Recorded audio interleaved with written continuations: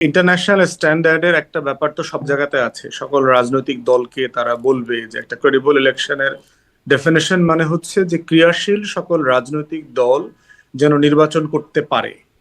প্রশ্ন হচ্ছে যে এই কথাগুলো হচ্ছে আপনার স্বাভাবিক সময়ের একটা কথা। একটা গণ অভ্যুত্থান হয়ে গেছে এবং আমাদের ইতিহাসের নৃশংসতম গণহত্যা।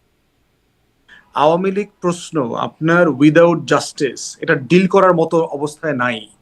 এটা এটা 14, 18, 24 না।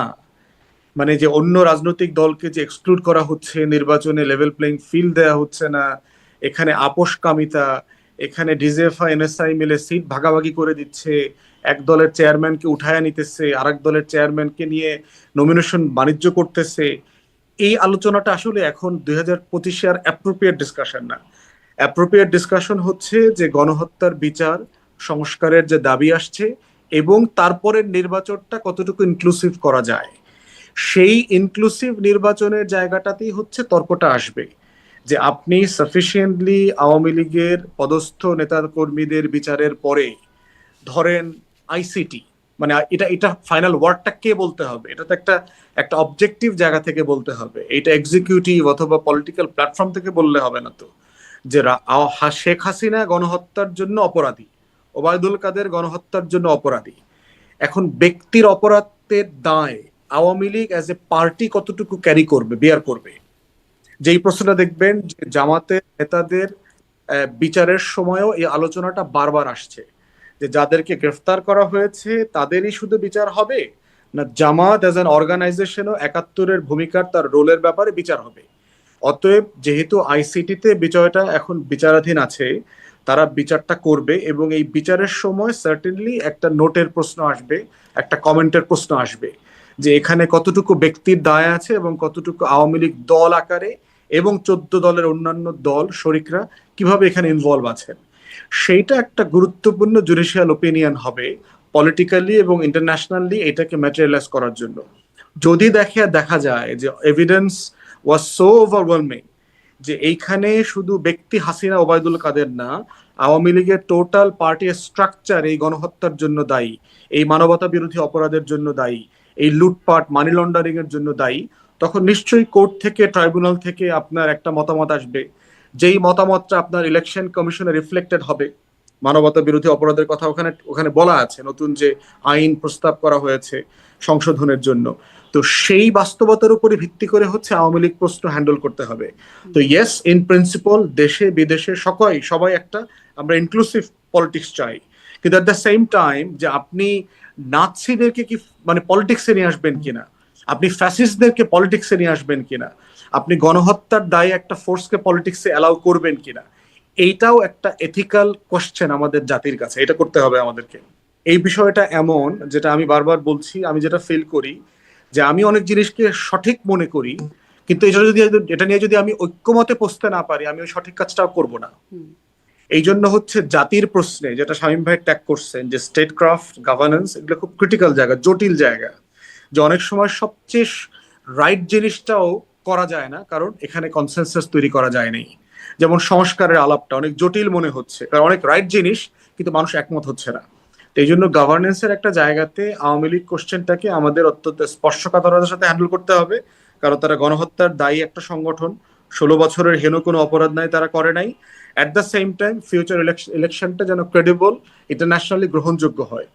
প্রশ্ন আসছে, শামীম ভাই বলছেন যে ক্রেডিবল অপোজিশনের প্রশ্ন। ধরেন যে দলটা এরপরে ক্ষমতায় আসবে সে হয়তো মোস্ট লাইকলি আওয়ামী লীগের ভোট পুল করলে সে 250 সিট নিয়ে ক্ষমতায় চলে আসবে, ল্যান্ডস্লাইড। তাহলে দেশের যে পার্লামেন্টারি ডেমোক্রেসিতে যে একটা ক্রেডিবল অপোজিশন থাকা দরকার সেটাও থাকবে না। এমনও হতে পারে 270, 80, 90 সিট পেয়ে গেছে। সেক্ষেত্রে সমাধান কি? সেক্ষেত্রে সমাধান তো খুব সহজ দেখতে পাচ্ছি আমরা, যে বিএনপির বাইরেও তো বাংলাদেশে ক্রিয়াশীল আরো অনেক রাজনৈতিক দল আছে। এই রাজনৈতিক দলগুলোকেই গণতন্ত্রের প্রক্রিয়ার মধ্য দিয়ে ক্রেডিবল অপোজিশন আকারে হাজির হইতে হবে। তো সেই জন্য দেখবেন যে একটা কথা চাউর আছে যে পরবর্তীতে সকল রাজনৈতিক দল নিয়ে একটা জাতীয় ঐক্যমতের সরকার হবে, যেটা ইন প্রিন্সিপাল আমি মনে করি যে এটা গণতন্ত্রের জন্য হুমকি শুরু। এটা ওয়েস্টমিনিস্টার ডেমোক্রেসির যে মডেল আমরা ফলো করছি, যে একটা ক্রেডিবল অপোজিশন দরকার, যে সবাই মিলে নির্বাচন করে যে ফেললে যেটা হবে যে রাষ্ট্রের সমালোচনা করা, ক্রিটিক করা, ভুল ত্রুটি ধরায় দেওয়ার কোনো পলিটিক্যাল পার্টি থাকবে না। তো সেক্ষেত্রে কাম্য হচ্ছে যে ৭১ এবং গণ অভ্যুত্থানকে ধারণ করে বাংলাদেশে নতুন সরকারি দল এবং বিরোধী দলের উত্থান একটা গণতান্ত্রিক রাজনীতির জন্য ভারসাম্য তৈরি করবে। এই ভারসাম্যটা খুবই দরকার, কিন্তু এই ভারসাম্যটা আওয়ামী লীগকে ছাড়া হবে না এমন মতের ব্যাপারেও আমার দ্বিমত আছে। বিএনপি জামাতকে নিয়ে কি বলছে, জামাত বিএনপিকে নিয়ে কি বলছে, আমার কাছে মনে হচ্ছে দিজ আর ডোমেস্টিক পলিটিক্স, এবং ডোমেস্টিক পলিটিক্সে আপনার দিজ আর পারফেক্টলি ফাইন। মানে আপনি তো দিন শেষে ভোট পুল করতে চাচ্ছেন, আপনি ক্রাউড পুল করতে চাচ্ছেন। একটা হচ্ছে যে আপনার নিজস্ব কনস্টিটিউয়েন্সি আছে, আবার আপনি অন্যান্য দল থেকেও যেন আপনি অ্যালায়েন্স করবার একটা আকাঙ্ক্ষা আছে। আপনি দেখতে পাচ্ছেন এই দল ওই দলের অফিসে যাচ্ছে, সেই দল সেই দলের অফিসে যাচ্ছে, লিখিত ঘোষণাপত্র তৈরি করছে, আবার জয়েন্ট প্রেস কনফারেন্স করছে। সো এইটা আমার মনে হয় যে একটা ডেমোক্রেটিক পলিটিক্সে একটা অ্যালায়েন্সের রাজনীতির কালচার যেহেতু বাংলাদেশে আছে, এটা চলছে। এটাতে আমি খুব মানে বড় বড় মোটা দাগে কোনো সমস্যা দেখি না। দিজ আর মানে পারফেক্টলি ওয়েল পলিটিক্যাল কালচার, এটা থাকতেই পারে আর কি। মোটা দাগে দেখেন সরকার ভেরি পপুলার। আপনি যদি বাস্তবতা দেখেন, সরকারের কাছে যে পরিমাণ দাবি দেওয়া এবং স্যাবোটাজ হচ্ছে, ১৫০-র উপরে সরকার দাবি দেওয়া গত ৬ মাসে হ্যান্ডেল করেছে। মোটা দাগে বড় সমস্যা হয়নি। ২-৪টা গ্যাঞ্জাম হয়েছে, ২-৪টা পুলিশের ব্রুটালিটি আসছে, ভায়োলেন্স হয়েছে, আপনার ওয়াটার ক্যানন চার্জ করেছে, লাঠি চার্জ করেছে, ২-৪টা ঘটনা ঘটেছে, যেটাকে আমি অন্তর্বর্তীকালীন সরকারের সমর্থন অসমর্থনের জায়গা থেকে দেখি না, সেটা আমি দেখি গভর্নেন্সের ক্রাইসিসের জায়গা থেকে, যে ব্যুরোক্রেসি এই সিচুয়েশন গুলোকে হ্যান্ডেল করতে পারছে না। যে আপনি ইবতেদায়ী মাদ্রাসার শিক্ষকরা জাতীয়করণের দাবি করছে, ১০ দিন পর্যন্ত প্রেস ক্লাবের সামনে অবস্থান কর্মসূচি করছে, তাকে শাহবাগে মাইট দেওয়ার পরে আহত করে হাসপাতালে পাঠানোর ২৪ ঘন্টা পরে কেন তার দাবিটা মানতে হবে? আপনি প্রথম দিন মেনে নিলেন না কেন? তাহলে মানলেন যখন, আপনি বলছেন যে প্রত্যেকটা দাবি যৌক্তিক, এই আমলারা কি বাংলা পড়ালেখা আগে করে নাই? যে এই ৬টা দাবি কি আপনি ১০ দিন আগে পড়তে পারতেন না? তিতুমির কলেজ থেকে শুরু করে ৭টা কলেজ ঢাকা বিশ্ববিদ্যালয়ের সাথে থাকতে চায় না, বহু বছর থেকে থাকতে চায় না। তো তাদের সাথে আপনি পরামর্শ না করে কেন আপনি পরীক্ষার ডেট দিয়ে দিলেন? আপনি এটা করলেন মানে এত মারামারি ভায়োলেন্সের পরে কেন করলেন? আপনি এটা ৩ সপ্তাহ আগে কেন করলেন না? তাহলে আমি এই সংকটগুলোকে আমি অন্তর্বর্তীকালীন সরকারের ফেইলিউর, জনপ্রিয়তার স্কেলে দেখি না, আমি দেখি হচ্ছে বাংলাদেশের গভর্নেন্সের প্রবলেম দেখে, যে রাষ্ট্র একটা ক্রাইসিসকে কিভাবে হ্যান্ডেল করতে হয়, কিভাবে বসতে হয়, কথা বলতে হয়, আলাপ করতে হয়, এই কাজগুলোতে তারা অভ্যস্ত না।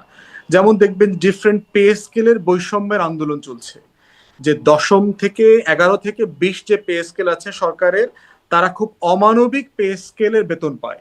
ধরেন তারা এই সব মিলায় বেতন পায় ১৫,০০০ টাকা। একজন সচিবের কথা ধরেন, তিনি তার সকল সুযোগ সুবিধা মিলে বেতন পান হচ্ছে ২,১৬,০০০ টাকার মতো একজন সচিব।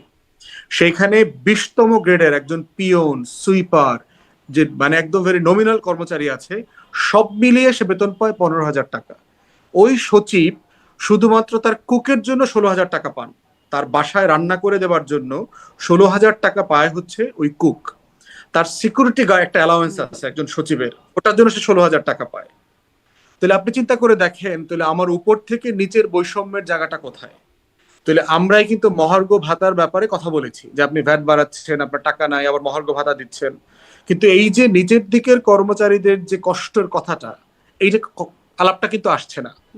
তো এই যে গভর্নেন্সের প্রবলেম, এইটাকে আমি মোটা দাগে দেখছি। কিন্তু মোটা দাগে আমার কাছে মনে হচ্ছে সরকার এখনো ভেরি পপুলার, এক্সপেকটেশনের জায়গা আছে, চ্যালেঞ্জ আছে, সকল দল এই সরকারকে ওন করছে, মোটা দাগে তাকে কেউ চ্যালেঞ্জ করছে না।